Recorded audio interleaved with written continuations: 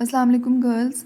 बेटा नेक्स्ट जो हमारा टॉपिक है ईआर डायग्राम हमारी कंप्लीट हो गई है। नेक्स्ट हमारा टॉपिक है briefly explain the database design process with the help of diagram. ठीक है, अब डेटाबेस डिज़ाइन किस तरीके से हम करेंगे, ठीक है, डायग्राम की हेल्प से हम इस डिटेल प्रोसेस को देखते हैं। तो सबसे पहले वो यहाँ पे बता रहे हैं कि डेटाबेस डिज़ाइन क्या है।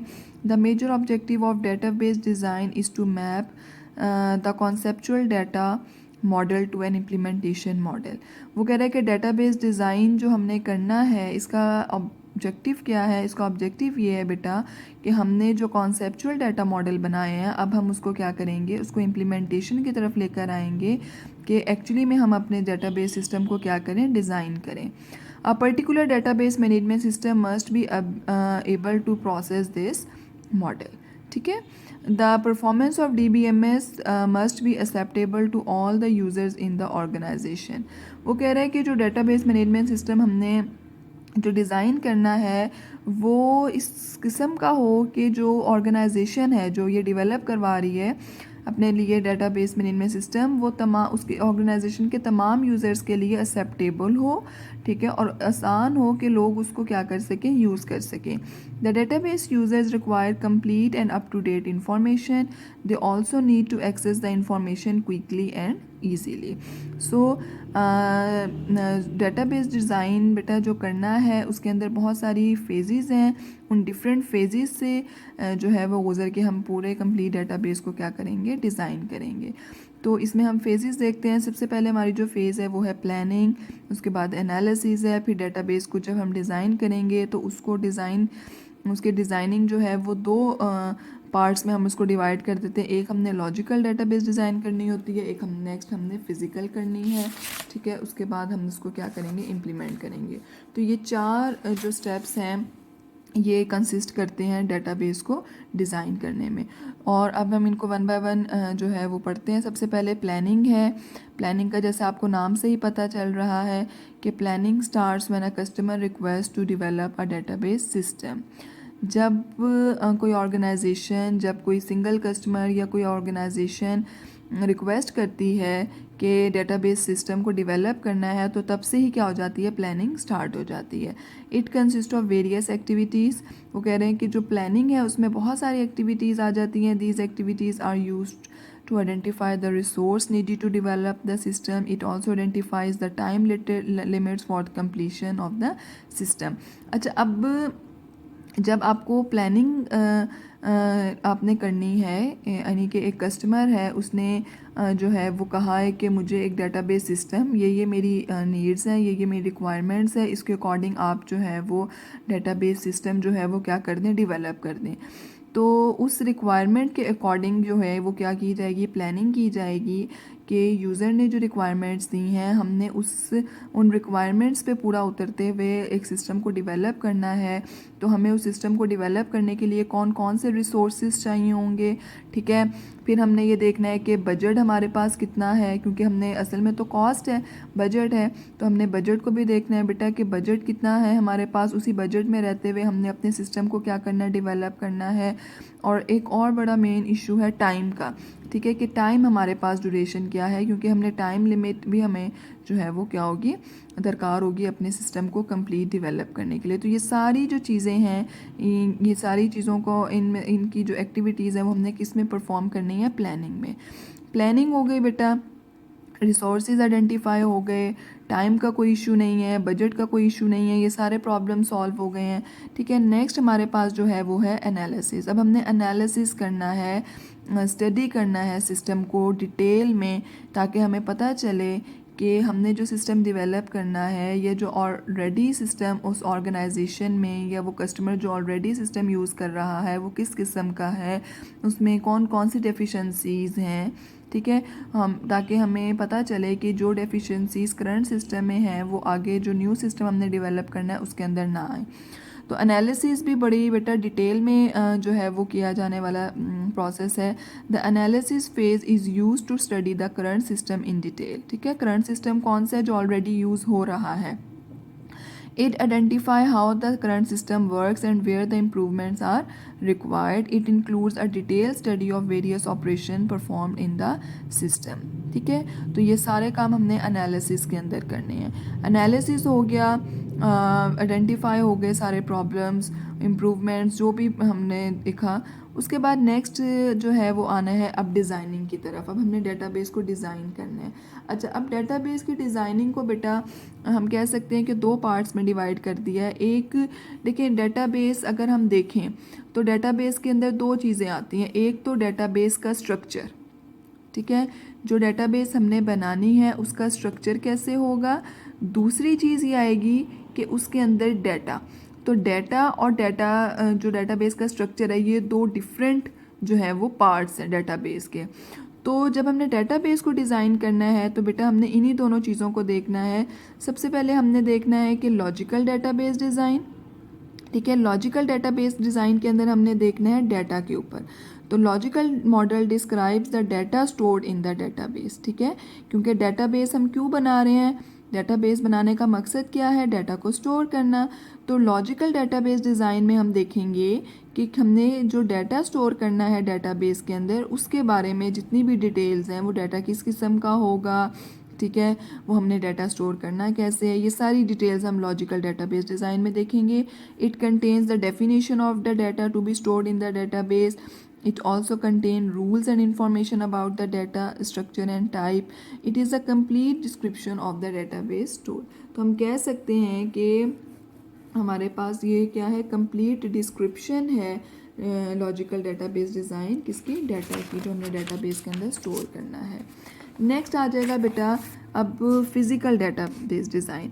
अच्छा, फिज़िकल के अंदर क्या होगा, इसके अंदर हम ये देखेंगे कि हमने जो डेटाबेस के अंदर डाटा स्टोर करना है उसको हमने स्टोर करना कैसे है, how to store the data, ठीक है.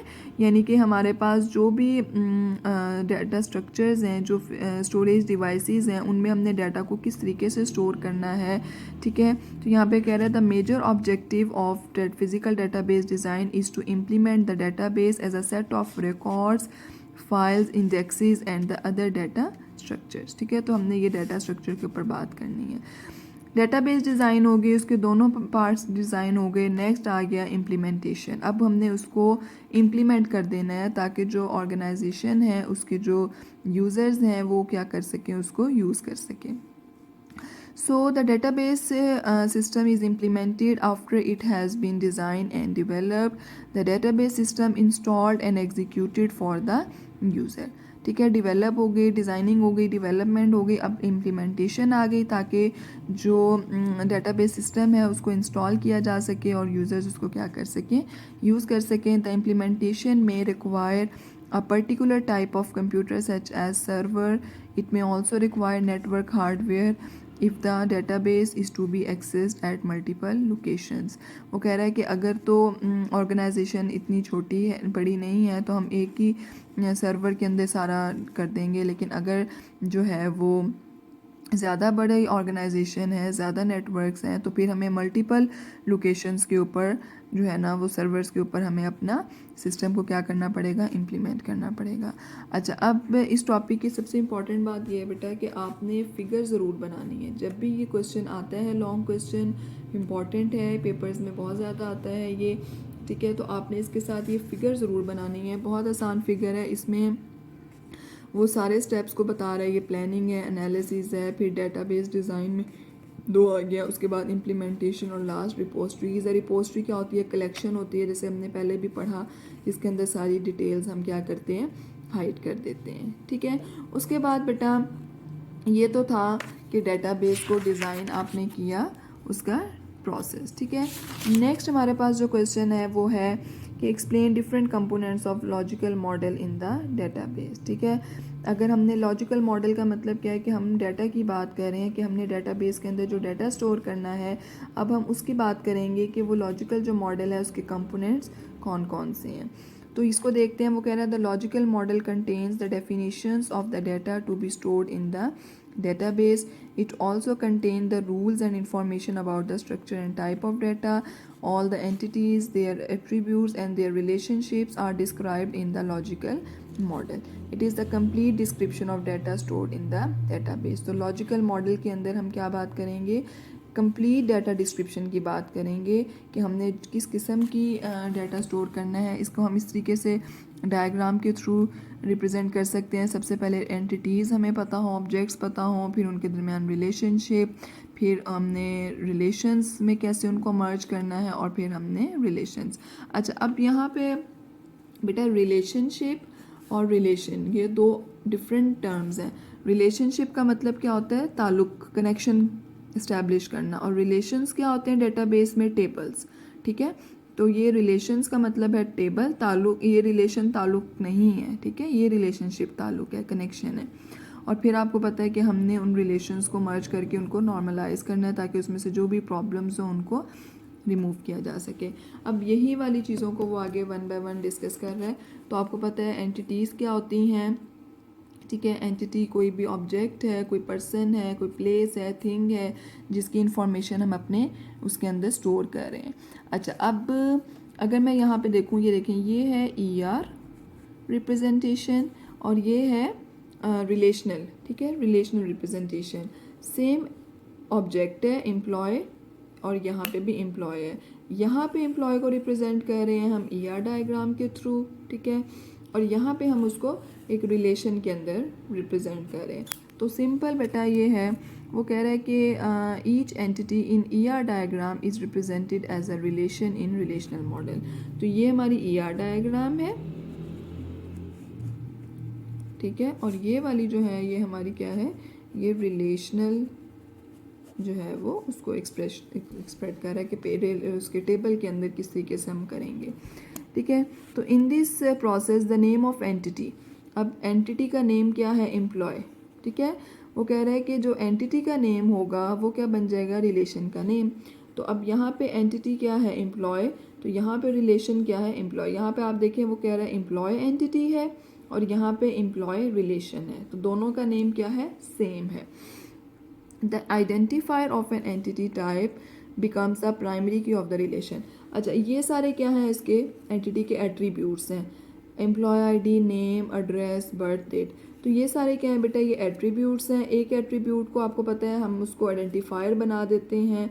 तो रिलेशन के अंदर जो हमारे एट्रीब्यूट्स हैं ये क्या बन जाएंगे, हमारे फील्ड्स बन जाएंगे, और जो हमारे पास आइडेंटिफायर होगा उसको हम क्या बना देंगे, प्राइमरी की बना देंगे।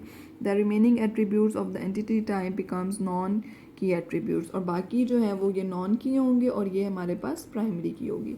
तो यहाँ पे वो कह रहा है कि ये हमारे पास एक प्रोसेस है जिसके अंदर हम किसी भी एंटिटी को रिलेशन के अंदर क्या कर सकते हैं, कन्वर्ट कर सकते हैं। In the above example employee entity is converted into relation. ये जो एम्प्लॉय एंटिटी है इसको कन्वर्ट किस में किया गया है, रिलेशन के अंदर।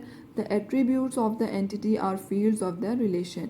जो एट्रीब्यूट्स हैं इस एंटिटी के वो इस रिलेशन के बेटा क्या बन गए हैं, फील्ड्स बन गए हैं, कॉलम बन गए हैं। The data model describes employee ID as an identifier and is underline. The above relation is using employee ID as a primary key for the relation. इसके अंदर एम्प्लॉय ID जो है वो एज अ आइडेंटिफायर यूज़ हो रहा है और इसके अंदर एम्प्लॉय ID जो है वो एज अ प्राइमरी की यूज़ हो रहा है। ठीक है, उसके बाद नेक्स्ट है कि अब हम इनको रिलेशनशिप में कैसे रिप्रेजेंट कर सकते हैं। ठीक है, वो कह रहा है कि each relationship in an ER diagram must also be represented in relational model. The representation depends on the nature of relationship. In some cases a relationship can be created between two relations in which one relation has the primary key and the other relation has the foreign key। वो कह रहा है बेटा जैसे हम entities के दरमियान relationship, जैसे आपने पीछे पढ़ा, ये हम एंटिटीज़ के दरमियान रिलेशनशिप बना रहे हैं, सेम एज हम डिफरेंट टेबल्स के दरमियान भी रिलेशनशिप बना सकते हैं। लेकिन जो टेबल्स के दरमियान रिलेशनशिप बनेगा वो बेटा प्राइमरी की और फॉरेन की, जो हमारा आगे इंशाल्लाह नेक्स्ट चैप्टर नंबर 4 में आप देखेंगे। ठीक है, हम ये सारा पढ़ेंगे। कीज़ आप पढ़ चुके हैं, प्राइमरी की क्या होती है, फॉरेन की क्या होती है। तो वो कह रहे हैं कि जब टेबल्स का रिलेशंस का रिलेशनशिप बनेगा तो उसमें फिर हमारे पास एक टेबल में प्राइमरी की होगी और दूसरे में क्या होगी, फॉरेन की होगी। In other cases relationship can be created by using a relation that contains the primary key attributes of both relations as foreign key. Both attributes become the composite primary key of the new relation. तो जैसे हम different entities के दरमियान बेटा relationship बनाते हैं, same इसी तरह रिलेशनल मॉडल के अंदर हम जो है वो डिफरेंट रिलेशंस के दरमियान भी रिलेशनशिप बना सकते हैं। फिर नेक्स्ट वो कह रहा है कि आप रिलेशंस को, टेबल्स को मर्ज कर सकते हैं, एक टेबल भी बना सकते हैं। कैसे, ये एग्जांपल देखें, हमारे पास एक एम्प्लॉय 1 है, एक एम्प्लॉय 2 है। अच्छा, अब एम्प्लॉय 1 और एम्प्लॉय 2 दोनों क्या है, सेम ही रिलेशंस हैं। इसमें एम्प्लॉय आईडी है, नेम है, एड्रेस है, फ़ोन है। देखिए इसमें भी एम्प्लॉय आईडी है, एम्प्लॉय नेम है, एड्रेस है, डेजिग्नेशन है, डेट ऑफ बर्थ है।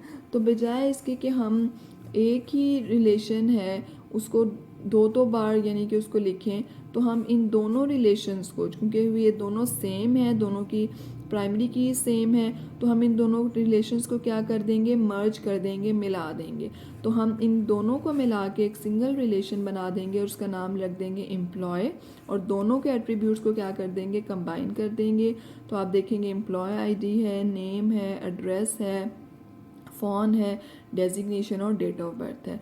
तो हम क्या कर सकते हैं, हमने रिडंडेंसी से बचने के लिए, ठीक है, हम क्या करेंगे, दोनों रिलेशंस को मर्ज कर देंगे। ठीक है, तो दोनों को हमने क्या कर दिया, इकट्ठा कर दिया। उसके बाद फोर्थ हमारे पास जो है वो है नॉर्मलाइज द रिलेशन। ये बहुत इंपॉर्टेंट है, ये जो कि हम टेबल्स को, रिलेशंस को नॉर्मलाइज करते हैं। ठीक है, the relation created in step 1 and step 2 may have some unnecessary and redundancy. Some certain anomalies or errors may arise while updating these relations. The process of normalization refines these relations to avoid these problems. तो relations को normalize क्यों किया जाता है, इसलिए किया जाता है कि अगर प्रॉब्लम या anomalies आ रही हैं बेटा तो उसको हम क्या कर दें, रिमूव कर दें। तो ये हमारा जो टॉपिक है, ठीक है, ये कंप्लीट हो गया है। ठीक है, इसको आपने पढ़ना है बेटा, अगर कोई क्वेश्चन हो तो आपने फिर पूछ लेना है। Thank you.